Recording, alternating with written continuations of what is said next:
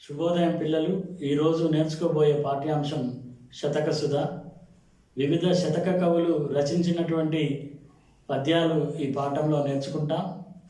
ఈ పాఠం ద్వారా సాధించాల్సిన సామర్థ్యాలు: పద్యాలను రాగయుక్తంగా భావయుక్తంగా పాడడం, పద్యాలను అర్థం చేసుకొని పోలికలు ఖాళీలను పూరించడం, సరైన సమాధానాలను గుర్తించడం. తుచ్చ సౌఖ్య సంపాదనకై అబద్ధముల పలకకు వాదములాడబోకు అని భాస్కర కవి ఎందుకు చెప్పి ఉంటాడో రాయగలగడం. పద్యాల పోటీలో పాల్గొనుటకై ప్రకటనను తయారు చేయడం. పాఠంలోని సందులు, సమాసాలు, ఛందస్సును తెలుసుకోవడం. తర్వాతి అంశం చదవండి, ఆలోచించి చెప్పండి. కింది పద్యాన్ని ఒకసారి చూడండి. యాదగిరీషుని వేడుకుంటూ తిరువాయిపాటి వెంకట కవి రచించిన కింది పద్యాన్ని చదవండి.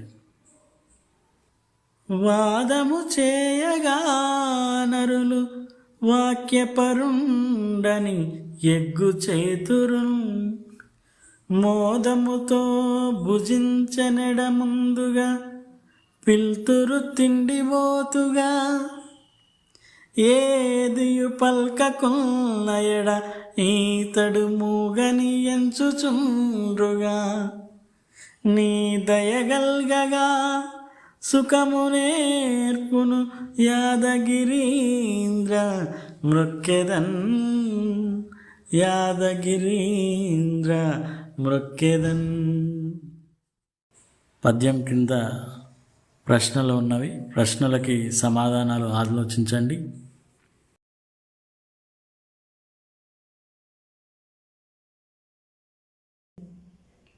పాఠం ఉద్దేశం: శతక పద్యాలు సమాజంలోని పోకడలను తెలుపుతాయి.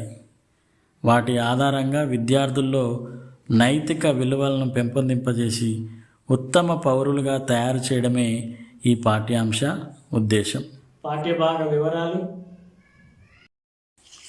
ఈ పాఠం శతక ప్రక్రియకు చెందినది. శతకం అంటే 100 పద్యాలు కలది.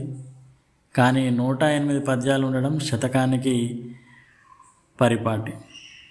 శతక పద్యాలకు మకుటం ఉంటుంది. పద్యం చివరి పదం కానీ పాదం కానీ లేక 2 పాదాలు కానీ అన్ని పద్యాల్లో ఒకే విధంగా ఉంటే దాన్ని మకుటం అంటారు. మకుటం అంటే కిరీటం అని కూడా అర్థం. శతకంలోని ప్రతి పద్యం దేనికదే స్వతంత్ర భావాన్ని కలిగి ఉంటుంది. ఈ పాఠంలో వివిధ శతక పద్యాలను నేర్చుకుంటాం. నారాయణ శతకం, చిత్త శతకం, భాస్కర శతకం, దాశరథి శతకం, నరసింహ శతకం, విశ్వకర్మ శతకం, శ్రీ వెంకటేశ్వర శతకం, కూడల సంగమేశ్వర శతకం, శ్రీ బాక వరాంజనేయ శతకాల నుండి తీసుకున్నారు. కవి పరిచయం: నారాయణ శతకం. నారాయణ అన్న మకుటంతో మనస్సుకు ఆహ్లాదాన్ని కలిగించే అద్భుతమైన పద్యాలు ఇందులో ఉన్నవి. దీనిని పోతన రాశాడు. ఇతడు వరంగల్ జిల్లా బమ్మెరవాసి. ఆంధ్ర మహాభాగవతం, భోగిని దండకం, వీరభద్ర విజయం రాశాడు. చిత్త శతకం. శ్రీపతి భాస్కర కవి చిత్తమా అనే మకుటంతో పద్యాలను రాశాడు. ఈయన శైవ పండిత త్రయంలో ఒకడైన శ్రీపత పండితుని వంశం వాడని పరిశోధకుల అభిప్రాయం. భాస్కర శతకం. మారద వెంకయ్య భాస్కర అనే మకుటంతో పద్యాలను రాశాడు. భాస్కర శతకంలోని ప్రతి పద్యంలోనూ మొదటి పాదాలలో ఒక నీతిని చెప్పి తరువాతి పాదాలలో దానిని సమర్థిస్తూ ఒక దృష్టాంతాన్ని చెప్పడం ఈ శతకంలోని ప్రత్యేకత. దాశరథి శతకం. కంచర్ల గోపన్న భక్త రామదాసుగా పిలువబడే ఖమ్మం జిల్లా నేలకొండపల్లి వాస్తవ్యుడు. దాశరథి కరుణా పయోనిధి అనే మకుటంతో పద్యాలను రాశాడు.